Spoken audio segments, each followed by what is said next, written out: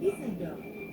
Renyahnya Rice Krispies, lembutnya krim susu, dan coklat yang Bab 3563 Sumbu, Reruntuhan Kuil Silin, Gua Pegunungan Tandus di belakang. Ye Chong dan Qiu Xiaoswei berdiri di sebuah ruangan batu di bagian paling dalam gua. Mata kedua orang itu sangat tertarik dengan mural di dinding batu kuno. Ye Chong baru saja menemukan jebakan itu dan membuka muralnya. Meski warna-warna pada mural sudah banyak mengalami perubahan, namun tetap cerah seolah baru dilukis kemarin. Isi mural tersebut sebenarnya mudah untuk dipahami. Apa yang digambarkan di awal adalah pemandangan pertempuran yang luar biasa menakjubkan. Langit terkoyak-koyak, dan guntur serta kilat melintasi awan seperti naga raksasa. Ada banyak sosok humanoid yang bertarung di langit. Meski gambarnya sederhana, namun memberikan kesan darah dan hujan, serta matahari dan bulan tidak memiliki cahaya. Dalam pertempuran yang menghancurkan ini, 3 lampu pemicu jiwa yang memancarkan cahaya merah darah sangat mencolok. Lampu tersebut melayang di atas medan perang, sepertinya memimpin jiwa untuk menyerang. Mural selanjutnya menggambarkan saat pertempuran berlangsung. Lampu pemicu jiwa tersebut seolah terluka parah, jatuh dari langit, melewati awan, dan akhirnya mendarat di bumi. Mural tersebut memperlihatkan 3 lampu pemicu jiwa kemudian melayang turun ke bumi. Ye Chong sudah mendengar tentang hal ini. Inilah asal-muasal lentera pemicu jiwa. Itu adalah tempat terjadinya perang antara dewa dan iblis ratusan tahun yang lalu. Lentera pemicu jiwa adalah lentera yang mengembara ke dunia fana setelah perang itu. Qiu Xiaoswei bingung saat dia mendengarkan, merasa seolah-olah Ye Chong sedang bercerita. Apakah kamu mengatakan yang sebenarnya? Ye Chong mengangguk dan berkata, sebenarnya, lampu pemicu jiwa sudah ada sejak lama dan memiliki sejarah ribuan tahun. Prototipe dunia bawah legendaris kita sebenarnya adalah lampu pemicu jiwa.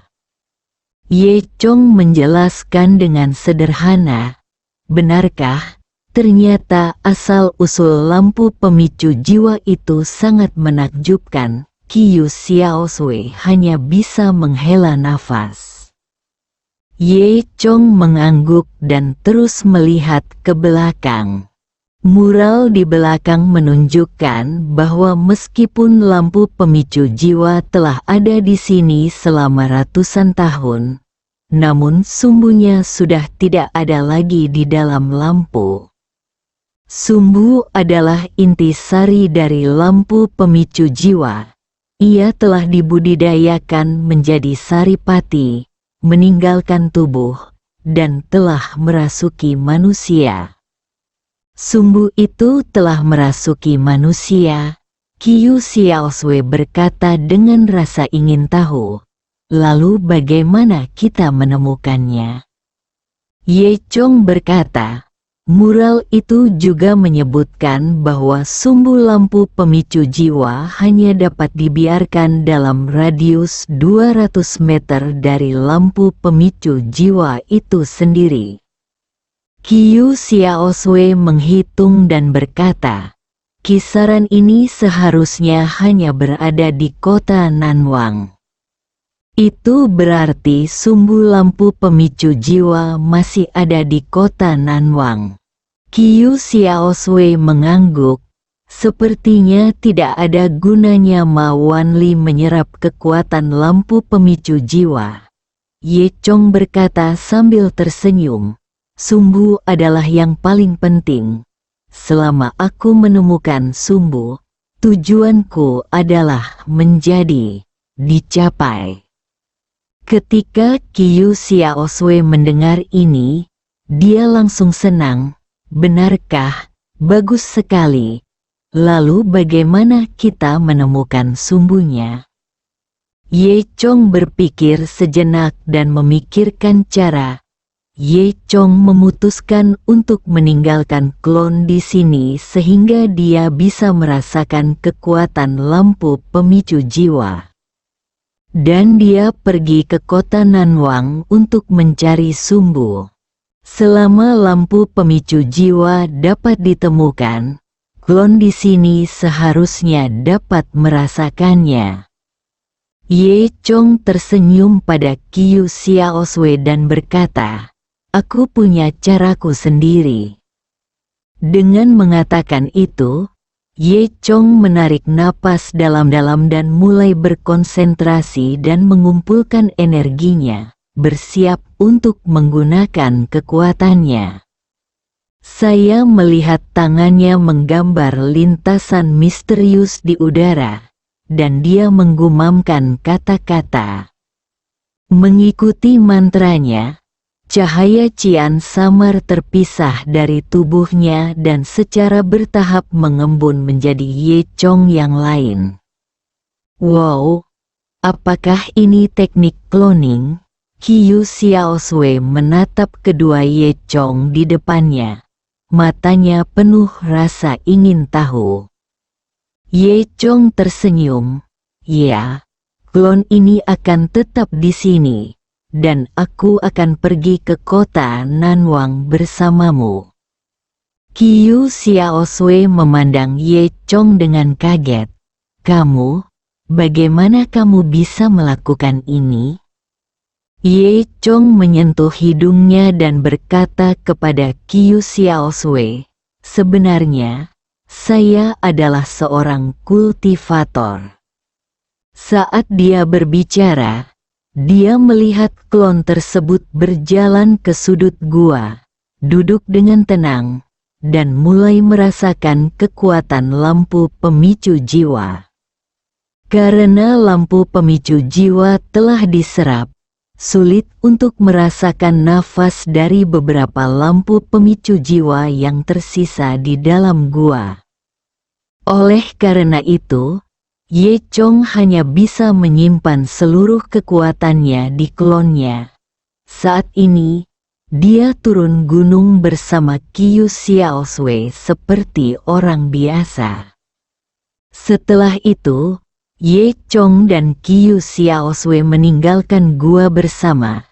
Sementara Ye Chong memberitahu Qiu Xiaosui beberapa hal tentang para kultivator.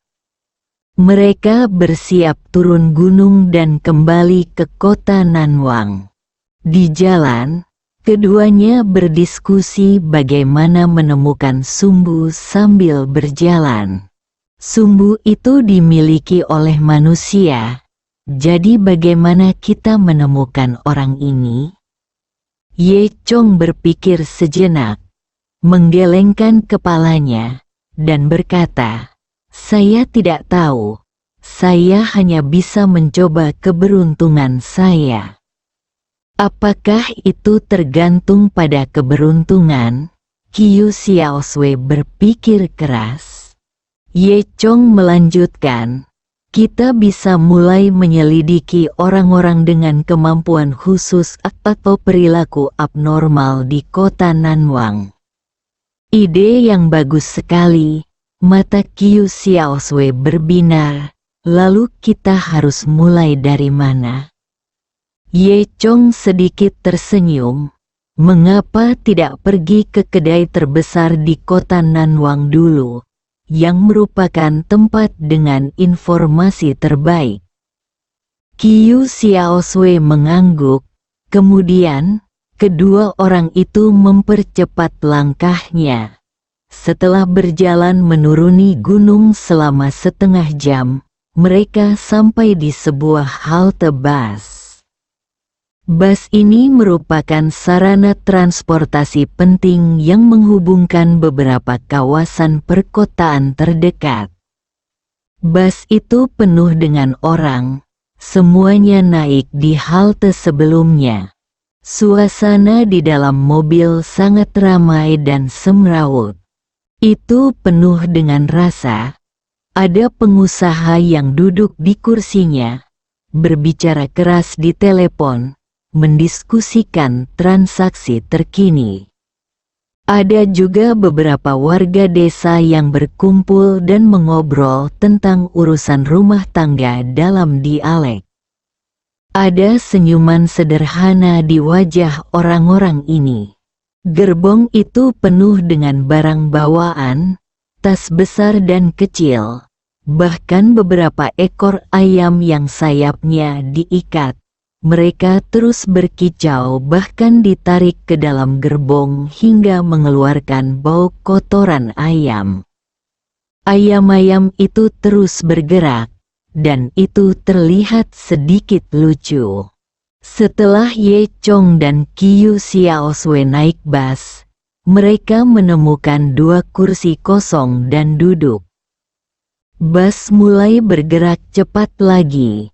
Jalannya bergelombang, mobil melaju sangat cepat, dan bergoyang, tetapi semua orang sepertinya sudah terbiasa dengan situasi ini.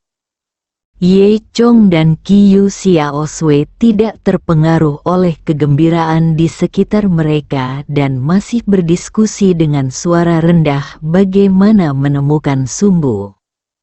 Qiu Xiaosui berkata, "Kami juga dapat bertanya kepada orang tua apakah mereka pernah melihat orang aneh."